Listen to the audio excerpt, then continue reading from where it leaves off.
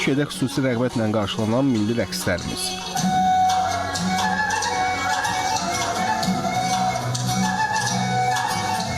Xalq və bəstəkar mahnılarımızın mahir ifası.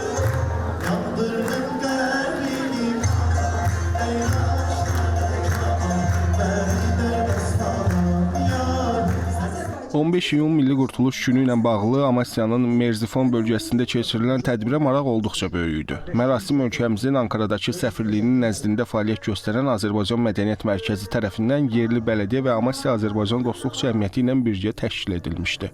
Tədbirdə çıxış edən mərkəzin direktoru Samir Abbasov Ulu Öndər Heydər Əliyevin Azərbaycan tarixindəki xilaskarlıq missiyasından danışdı. Daha sonra incəsənət ustalarımızın ifasında təqdim edilən milli rəqslərimiz, sevilən mahnılar böyük maraqla qarşılandı.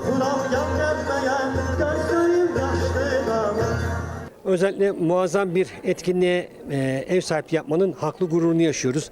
Ancak Azerbaycan Milli Kurtuluş Günü'nde sizleri burada ağırlamak bizim için apayrı bir keyifti.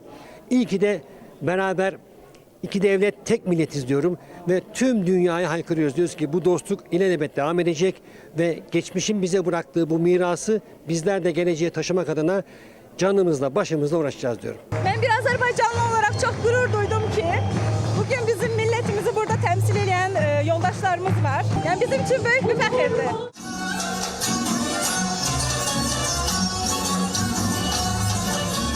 Milli Kurtuluş Günümüz Türkiye'nin bir sıra bölgelerinde, o cümleden Amasya'da, Merzifon'da tam bir bayram əhval-ruhiyyəsində qeyd edildi.